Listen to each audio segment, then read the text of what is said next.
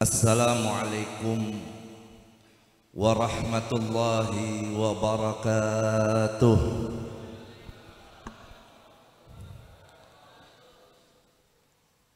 Bismillahirrahmanirrahim. Alhamdulillah alladzi akramana bi sayyidina Muhammad.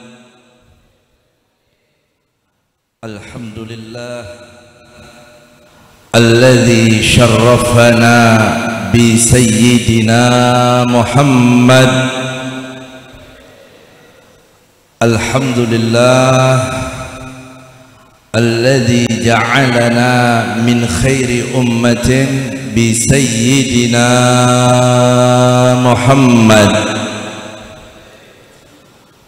Allahumma salli wa sallim وبارك وشرف وكرم ومجد وعظم على سيدنا محمد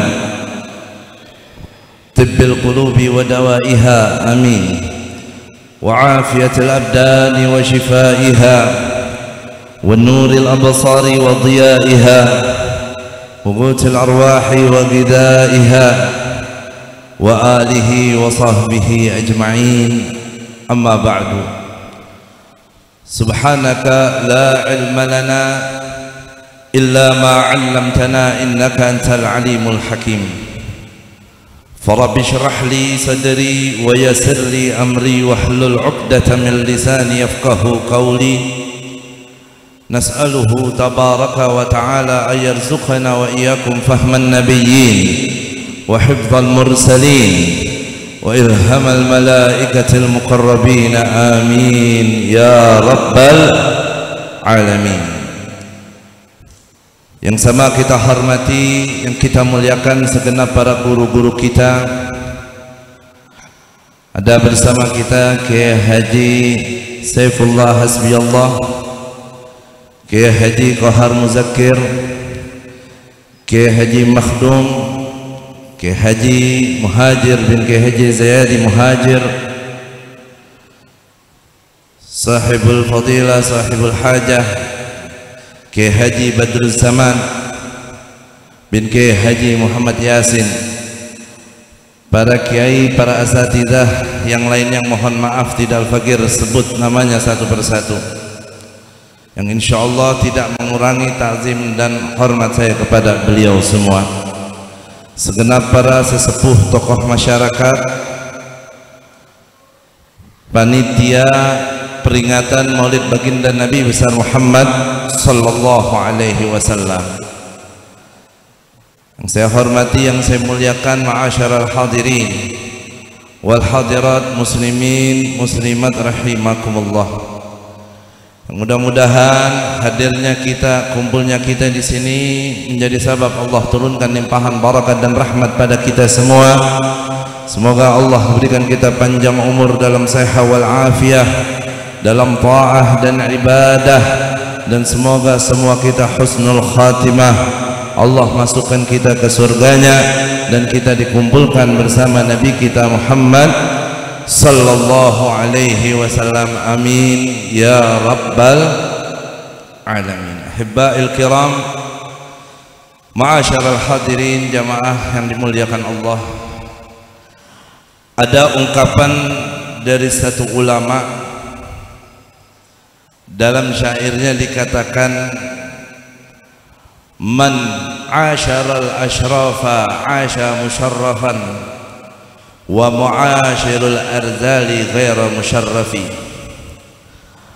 Awamatara jildal hagiri mugabbalan bisaghri lamma sara jildal mushafi. Siapa orang yang kumpul, yang bergaul, yang dekat dengan yang mulia, maka dia akan hidup mulia. Mudah-mudahan kumpulnya kita di sini bersama orang-orang yang mulia yang dicinta oleh Allah Subhanahu wa taala. Dan insyaallah pastinya kita yakin semua kita hadir di sini karena satu acara yang mulia. untuk kita sama kembali mengenang sosok yang mulia yang dimuliakan oleh Zat yang Maha Mulia. Beliau adalah baginda Nabi besar Muhammad sallallahu alaihi wasallam, yang mudah-mudahan kita semua juga mulia di sisi Allah Subhanahu wa taala. Wa mu'ashir ardali ghaira musyarraf. Sedangkan orang yang kumpul dan gaulnya dengan orang-orang yang hina, orang yang tidak baik, yang tidak mulia, ghaira musyarrafi, dia tidak akan menjadi orang yang mulia yang baik. Dia pun juga akan menjadi orang yang hina. Awamatara jildal hagiri mukabbalan. Kemudian dikatakan dalam syair itu, apakah kau tidak melihat jildal haqir, kulit hewan yang tidak ada nilainya, muqabbalan bisaghri, dia menjadi mulia bahkan dicium oleh bibir-bibir manusia, lamma sara jildal mushafi, tatkala kulit hewan itu melekat menjadi sampulnya Al-Quran. Kulit binatang siapa yang mau nyiumin? Oh, dia masih nempel sama tuh binatangnya ataupun udah lepas, udah disamak. Tapi ketika kulit hewan, kulit binatang, kulit sapi, kulit kambing, ketika udah disamak, dia dijadikan cover, dijadikan bungkusnya Al-Quran, itu kulit jadi kita ciumin, bahkan kita sentuh aja tanpa wudhu diharamin sama Allah. La yamassuhu illa mutahhar. Ini andai, ini yang saya pegang kitab ini, andai kata ini Al-Quran, ini sampulnya ini dari kulit. Ini kan kalau dia udah nempelnya sama yang mulia yaitu Al-Quran, ini kulit jadi bernilai gak? Jadi mulia gak? Kita ambil, kita cium, kita mau taruh, kita cium, bahkan kita memegangnya aja harus dalam keadaan wudu. Tatkala kita dekat dengan yang mulia, kita akan kecipratan kebagian daripada kemuliaannya. Kulit dekat sama Al-Quran aja jadi mulia, gimana kita manusia kalau kita dekat dengan Al-Quran? Apalagi kalau kita dekatnya sama yang diturunkan kepadanya sebagai mukjizatnya, yaitu baginda Nabi besar Muhammad sallallahu alaihi wasallam, yaitu Al-Quran sebagai mukjizat terbesar yang Allah berikan kepada beliau, yang Allah jadikan kitab suci itu sebagai pedoman daripada hidup kita. Hadirin yang dimuliakan Allah, ini kita sekarang bukan lagi berada di bulan Rabiul Awal, kita udah masuk nih sekarang ke bulan Rabiul Tsani. Tapi di mana-mana nggak ada hentinya peringatan Maulid baginda Nabi besar Muhammad sallallahu alaihi wasallam. Ini menunjukkan dahsyatnya kemuliaan Rasulullah yang memberikan efek mulia kepada apapun yang nempel, yang bersandar, yang dekat dengan Rasulullah. Hari Senin jadi mulia karena Nabi lahir di hari Senin. Bulan Rabiul Awal jadi mulia, dikenang, dirayakan, disambut gembira oleh umat Nabi Muhammad. Kenapa? Karena di bulan Rabiul Awal Nabi lahir. Termasuk kita semua menjadi umat yang mulia, menjadi umat terbaik, menjadi umat yang nomor satu nanti di yaumul qiyamah, yang Allah izinkan untuk masuk ke surganya. Meskipun kita adalah umat yang terakhir, itu karena siapa? Karena baginda Nabi besar Muhammad sallallahu alaihi wasallam. Al-Imam Al-Busiri dalam qasidah burdanya beliau mengatakan, lamma da'allah da'ina li ta'atihi bi akramir rusli kunna akramal umami. Tatkala Allah Subhanahu wa taala memanggil, menyeru kepada pendakwah kita, pengajak kita untuk kita taat kepada Allah, dan beliau juga ada sosok yang paling taat kepada Allah dengan panggilan akramir rusli, rasul yang paling mulia, kunna akramal umami, maka kita semua pun menjadi umat paling mulia. Umat Nabi Muhammad ini kita semua nih, alhamdulillah, berkat kita nempelnya sama beliau, kita disandarkannya dengan beliau, maka kita semua pun jadi umat yang terbaik, umat yang paling mulia. Jadi kita jadi umat termulia ini bukan karena pinternya kita, bukan karena kayanya kita, bukan karena hebatnya kita, bukan karena kuatnya kita, tapi karena kita menjadi umat Nabi yang paling mulia, baginda Nabi besar Muhammad sallallahu alaihi wasallam, Nabi yang Allah jadikan pemimpin dunia akhirat. Muhammadun sayyidul kaunaini wal thaqalaini wal fariqaini min urbin wa min ajam. Nabi Muhammad yang merupakan pemimpin sayyidul kaunain, pemimpin dunia akhirat. Makanya ahibba'il kiram, ma'asyiral muslimin wal muslimat rahimakumullah, beruntung kita semua Allah takdirkan ini menjadi umat Islam, hamba yang beriman, sebagai umat baginda Nabi besar Muhammad sallallahu alaihi wasallam. Maka kita harus menjaga marwah kemuliaan daripada umatnya Nabi Muhammad. Gimana cara kita menjaga kemuliaan ini? Gak lain gak bukan, kita sebagai umatnya gak boleh kita belok daripada ajaran beliau. Mau gak mau kita harus meneladani beliau, kita harus menjalankan segala apa yang diajarkan oleh beliau, kita harus mencontoh beliau. Apapun posisi kita, apapun tugas kita, nggak bisa kita jadi baik kecuali kita menjadikan beliau sebagai teladan kita. Karenanya Allah tegaskan di dalam Al-Quran, laqad kana lakum fi rasulillahi uswatun hasanah. Jelas Allah nyatakan bahwa pada Rasulullah sallallahu alaihi wasallam, untuk kita semua nih segenap manusia, uswatun hasanah, suri tauladan yang baik, contoh yang baik.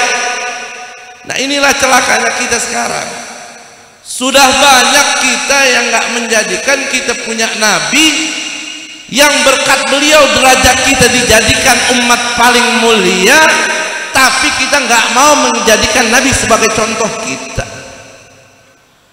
Nabi ini diutus oleh Allah Subhanahu wa taala sebagai rahmatan lil alamin. Wa ma arsalnaka illa rahmatan lil alamin. Maka rahmat beliau, kasih sayang beliau, cinta beliau kepada semua makhluk Allah begitu tinggi. Apalagi kepada manusia, apalagi kepada kita nih sebagai umatnya yang merupakan umat ijabah. Kalau bicara orang sayang sama kita, nggak ada yang sayangnya lebih besar, yang lebih hebat daripada sayangnya Nabi Muhammad sallallahu alaihi wasallam. Sampai Allah tegaskan di dalam Al-Quran, laqad ja'akum rasulun min anfusikum azizun alaihi ma anittum harisun alaikum bil mu'minina raufur rahim. Telah datang pada kalian seorang rasul dari kalangan kalian manusia, azizun alaihi ma anittum, yang sosoknya tidak ingin melihat kalian susah. Itu rahmatnya Nabi sama umatnya. nggak pengen melihat umatnya susah, nggak pengen melihat umatnya sengsara, nggak mau, ya, nggak mau Nabi Muhammad melihat umatnya apalagi sampai disiksa oleh Allah Subhanahu wa Ta'ala. Ketika Allah nyatakan kepada Nabi Muhammad sallallahu alaihi wasallam dalam Al-Qur'an, wala sawfa yu'tika rabbuka fatardha, kelak nanti di yaumul qiyamah kau wahai Nabi akan diberikan oleh Allah apapun yang membuat sampai kamu ridho, sampai kamu tenang, sampai kamu rela, sampai kamu bahagia. Apa aja yang Nabi minta nanti di yaumul qiyamah Allah bakal kasih. Tapi apa hadirin hadirat yang diminta oleh Rasulullah sallallahu alaihi wasallam nanti di hari kiamat? Nabi cuma punya cita-cita satu yang bisa membuat Nabi ridho, yang bisa membuat Nabi tenang dan bahagia. Apa? Nabi minta sama Allah, nggak pengen ada satupun dari umatnya yang disiksa oleh Allah Subhanahu wa Ta'ala di neraka. Maka Allah kasih hak syafaatul uzma kepada Nabi Muhammad, hak syafaat terbesar yang nggak dimiliki oleh Nabi dan Rasul manapun, sehingga Nabi bisa mengeluarkan umatnya dari neraka yang disiksa sampai semuanya mereka yang beriman bersih di neraka dimasukkan ke surganya Allah Subhanahu wa Ta'ala. Nabi nggak minta surga yang paling tinggi. Nabi nggak mikirin nanti di surga hanya buat keluarga dan sahabatnya saja, tapi semua umatnya. Nabi minta sama Allah jangan sampai ada yang kekal disiksa di neraka. Nabi pengen semua umatnya ada di surga. Sallu ala Nabi Muhammad. Kita punya orang tua sayang sama kita. Kita punya pasangan, punya istri, atau punya suami, ibu-ibu, kita punya anak, kita punya keluarga sayang sama kita. Mungkin banyak orang di dunia ini yang sayang sama kita. Semua kasih sayang itu dikumpul, digabungkan, ditimbang dengan sayangnya Nabi Muhammad kepada kita, nggak akan ada artinya. Makanya jangan sampai kita sebagai umatnya terus kita mengecewakan beliau, terus kita membuat sedih beliau dengan ulah kita, dengan perilaku kita, dengan kita tidak menjalankan syariatnya, apalagi sampai kita melupakannya. Tadi kita dengar sambutan dari Kiai Haji Muhajir, ceramah dari Kiai Makhdum yang mendorong kita semua untuk terus istiqomah, semangat dalam menghadiri majelis-majelis ilmu. Kenapa? Karena nggak mungkin kita bisa paham syariat, ajaran yang dibawa sama Nabi bisa kita amalin tanpa kita hadir ke majelis ilmu. Andai kata taklim rutinan setiap malam Kamis penuhnya nih kayak sekarang nih pas maulid, ada jamaah yang segini banyaknya, ya Allah, ini Cilungup jadi kampung terberkah di dunia kali bisa jadi. Saya punya guru Al-Habib Hasan bin Abdullah bin Umar Asy-Syatiri, beliau pernah menyampaikan kepada kita murid-muridnya, kata beliau apa? Akbarul hadiyah lin Nabi sallallahu alaihi wasallam talabul ilm. Hadiah terbesar dari kita nih umatnya untuk Nabi Muhammad sallallahu alaihi wasallam adalah dengan kita mempelajari ilmu. Artinya Nabi girang banget kalau kita nih ngelihat umatnya hadir ke majelis taklim. Kenapa? Karena kita punya kesadaran mau mengambil bagian dari apa yang diwariskan oleh beliau. Beliau nggak mewariskan harta buat kita umatnya, beliau nggak mewariskan dunia buat kita umatnya, tapi yang beliau wariskan jauh lebih indah, lebih mulia dari itu semua, yaitu ilmu. Senangkan Nabi Muhammad dengan kita menimba ilmu dan mengamalkan ilmu, karena sayangnya Nabi sama kita, masya Allah, nggak ketulung udah, nggak kebayar. Harisun alaikum. Nabi ini yang kita peringatin maulidnya pada malam ini, Nabi yang harisun alaikum, yang selalu berjuang untuk kalian, yang tidak pernah kenal lelah, nggak pernah kenal letih, nggak pernah kenal takut. Halangan, rintangan, tantangan sehebat sebesar apapun nggak membuat Nabi mundur dalam perjuangannya. Terus Nabi berdakwah membawa risalahnya demi kita sebagai umat yang mendapatkan ridha Allah Subhanahu wa ta'ala. Kenapa? Kok bisa begitu hebatnya perjuangan Nabi, begitu kuatnya cinta Nabi, sayangnya Nabi kepada kita umatnya. Allah katakan di akhir ayat itu apa? Harisun alaikum bil mu'minina raufur rahim. Karena Nabi Muhammad terhadap orang-orang yang beriman, beliau memiliki belas kasih yang besar, kasih sayang yang tinggi. Sallu ala Nabi Muhammad. Kalau kita nggak punya rasa belas kasih, cinta, sayang kepada orang beriman, nggak bakal kita bisa berjuang untuk mereka, nggak bakal kita punya perhatian buat mereka. Kita ini sudah sulit sekarang saling memiliki empati, saling tolong, saling bantu. Nggak sedikit dari kita sekarang justru malah saling menyerang, saling menjatuhkan, betul nggak? Saling menghasut, saling menghujat, saling menghina. Dari masjid ke masjid, majlis ke majlis, semuanya ngaku umat Nabi Muhammad, cinta sama Nabi Muhammad. Tapi lisan kita, perbuatan kita justru secara tidak langsung nyakitin hati Nabi Muhammad. Kita mutus silaturahmi, kita bermusuhan, saudara susah kita nggak bantu, yang punya hajat kita nggak tolongin. Gara-gara urusan dunia kita tanding, kita ribut, kita musuhan, saling fitnah, saling menebar kebohongan, saling membongkar aib, membongkar kejelekan demi lawan yang jadi jelek dan hina di mata masyarakat. Innalillahi wa inna ilaihi raji'un. Ini bukan umat yang dibanggakan dan didambakan oleh Nabi. Ya, kita hadir maulid Nabi Muhammad sallallahu alaihi wasallam ini bagus, tapi kita harus lihat buahnya. Apa manfaat kita hadir maulid dari sana ke sini? Kalau antum dari pagi sampai malam hadir maulid terus, tapi masih suka musuhan, tapi masih memutus silaturahmi, masih memandang hina antum punya saudara, artinya nggak ada manfaat tuh antum hadir maulid terus kalau begitu. Kenapa? Antum punya hati masih mati, masih keras. Nabi yang kita peringatin maulid ini bil mu'minina raufur rahim, yang uswatun hasanah buat kita.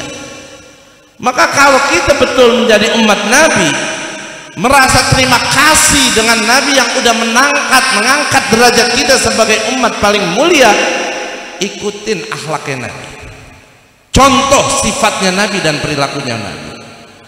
Udah buang kebencian, kedengkian di hati kita kepada orang beriman khususnya.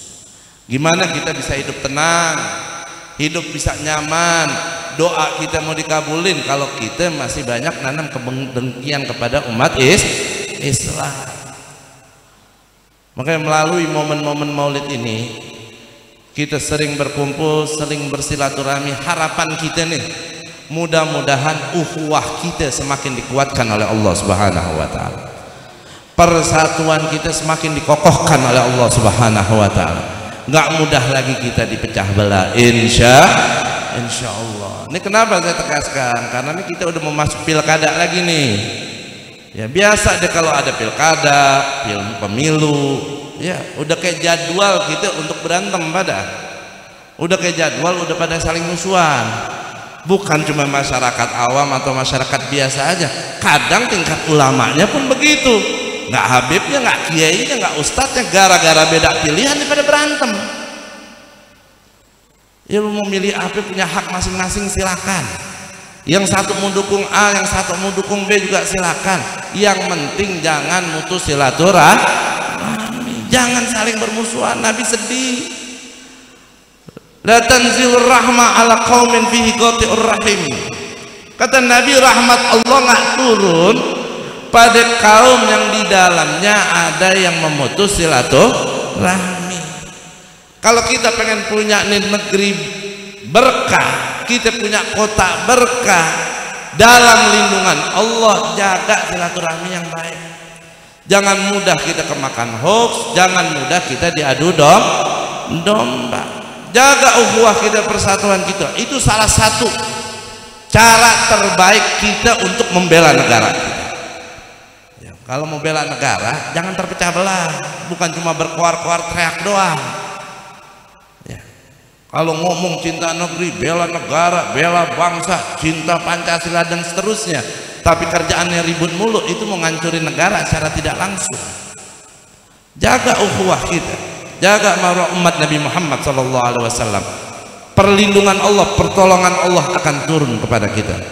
Yadullah ma'al jamaah, ma'al jamaah. Pertolongan Allah itu ada dalam kebersamaan, bukan dalam perpecahan. Ya. Maka yuk kita jaga ukhuwah kita, jaga kemuliaan Islam, jaga marwah umat baginda Nabi besar Muhammad SAW, dengan kita betul-betul meneladani akhlak beliau, insya Allah. Pokoknya gampang jadi orang Islam tuh, apa yang Nabi suruh kerjain, apa yang Nabi larang tinggalin. Nggak usah yang susah-susah dulu dah, yang rukun Islam dulu, sholat 5 waktu. Ya kalau perintah dalam agama kan intinya 2, perintah dan larangan. Perintah banyak macamnya, larangan juga banyak macamnya. Nggak usah yang susah-susah dulu, jalanin yang satu yang terinti nih, yang tiap hari kudu kita kerjain. Sholat 5 waktu.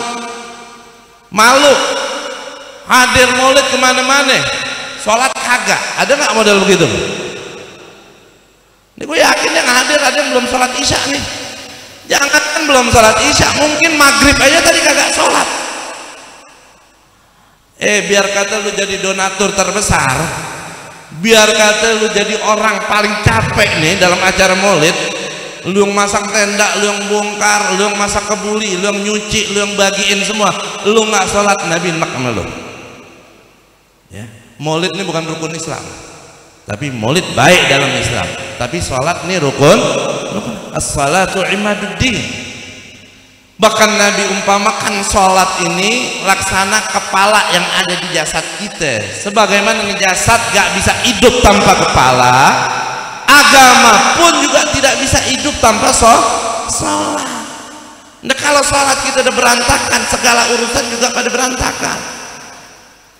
Ayo kita petik buah maulid ini. Yang biasa kita nggak sholat, bismillah, mulai nih malam ini azamkan, niatkan, tekadkan dalam dirinya gak lagi berani ninggalin sholat. Kalau di rumahnya punya istri, punya suami nggak sholat, suruh sholat, ajak sholat. Punya anak nggak sholat, perintahin sholat. Nggak mau sholat, boleh kita orang marahin dia, kita orang tua bahkan boleh memukul dia. Jangan sampai bapak ibu rajin sholatnya, punya anak nggak sholat didiemin. Bapaknya rajin sholat ke masjid, ibunya rajin sholat, dua-duanya rajin ke pengajian, masya Allah. Anaknya tiap waktu di PKT, dagang kagak, nyari duit kagak, nggak tahu, betah banget di sono. Lu mau ngapain kalau mau itikaf di masjid? Nah orang tua yang tahu begitu jangan dibiarin tuh anak. Tuh anak nanti di akhirat susah, dia susahnya nggak bakal sendirian. Dia susahnya bakal ngajak kita orang tuanya. Pertama yang gelendotin kita nanti di akhiratnya di yaumul qiyamah bukan musuh kita, bukan lawan kita, bukan orang yang benci kita. Orang paling nuntut kita nanti adalah keluarga kita sendiri. Pertama siapa? Ya anak-anak kita. Kalau tuh anak nanti masuk neraka gara-gara nggak sholat, gara-gara banyak maksiat, kita orang tua bungkam nggak ngajarkan mereka, mereka akan menuntut di hadapan Allah. Ya Allah, orang tua saya nggak ngajarin saya sholat, orang tua saya nggak nyuruh sholat, orang tua saya nggak mendidik saya agama, saya dibebaskan, saya dibiarkan, saya begini karena dia. Kalau siksa aku ke neraka, masukkan dia juga dong ke neraka, kan sebabnya dia. Kan nggak lucu. Kita udah berasa baik, udah berharap surga depan mata, nggak taunya masuk neraka, ditarik ke neraka. Bukan musuh, bukan lawan, anak kita sendiri yang jeblosin kita ke neraka. Dijeblosin anak di penjara aja, ke penjara aja di dunia aja nggak enak ya. Kalau ada anak jeblosin orang tuanya ke penjara, itu masuk berita rame, kita yang nonton aja kesal, betul gak Pak? Di akhirat anak kita bukan jeblosin kita ke penjara lagi, nanti ke neraka ya. Udah nggak ada wartawan yang ngeliput lagi, pada sibuk masing-masing. Makanya mumpung kita masih dikasih hidup dalam iman, dalam Islam, sehat afiat, yuk perbaikin yang salah-salah dari kita. Kita tobat kepada Allah, terutama sholat kita ya. Yang lain nanti kalau udah sholatnya rapi, ikut rapi juga, urusan segala rapi. Berat ninggalin maksiat, kalau kita sholatnya benar, insya Allah Allah jaga kita dari maksiat. Inna salata tanha anil fahsya'i wal munkar. Mudah-mudahan berkat daripada maulid ini Allah kuatkan ukhuwah kita, Allah bersihkan hati kita, Allah mudahkan kita untuk taat kepadanya, Allah kuatkan kita untuk meninggalkan segala apa yang dilarangnya. Yang masih belum sholat, mudah-mudahan Allah mudahkan untuk sholat. Yang masih malas untuk sholat, jadi rajin untuk sholat. Yang hatinya belum terbuka untuk sholat, Allah buka, Allah kasih kecintaan dia untuk sholat. Kita yang udah sholat, alhamdulillah, mudah-mudahan semakin diistiqomahkan, dikuatkan, dan diberikan kekhusyuannya di dalam sholat. Amin ya rabbal alamin. Wal afu minkum. Assalamualaikum warahmatullahi wabarakatuh.